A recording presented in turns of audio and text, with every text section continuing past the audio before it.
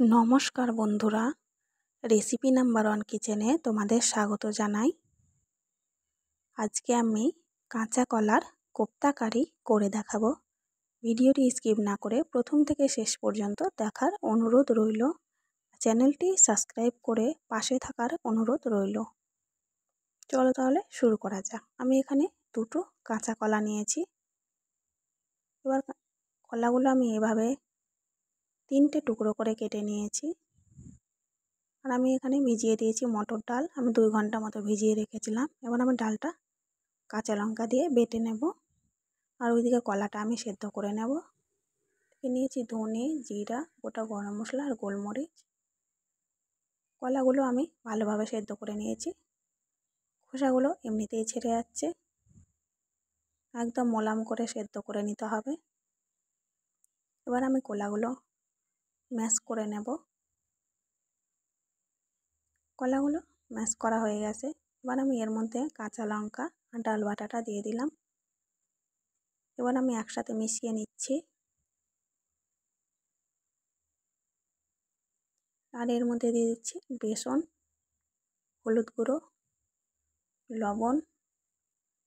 আবার আমি একসাথে ভালোভাবে মিশিয়ে নেব। যদি নরম মনে হয় এর মধ্যে আরেকটু পরিমাণে বেসন মিশিয়ে দিতে পারবে। এবার আমি এরকম করে সাইড করে গোল গোল করে নিয়েছি। যে যার পছন্দ মতো বানিয়ে নেবে। এটা গোলও রাখতে পারো। এবার হাই হিটে তেলটা গরম করে মিডিয়াম আঁচে ভেজে নিতে হবে।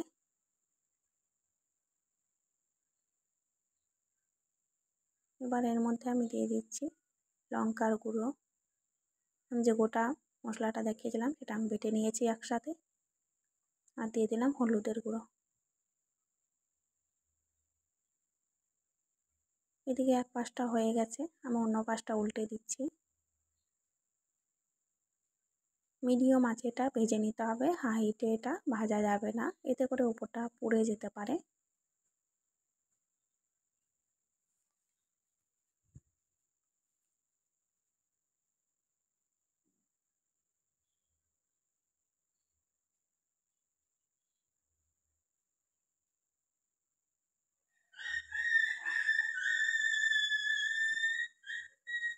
ভাজা হয়ে গেছে, আমি তেলটা ভালোভাবে ঝরিয়ে নিলাম। এবার আমি ওই তেলে দিয়ে দিচ্ছি যে বেটে রাখা মশলাটা, সেটা আমি দিয়ে দিলাম। এটা পুরো রান্নাটাই নিরামিষ হবে।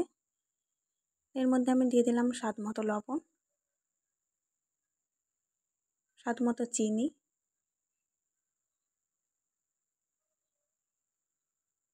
মশলাটা ভাজা হয়ে গেছে। এবার আমি দিয়ে দিলাম পরিমাণ মতো জল।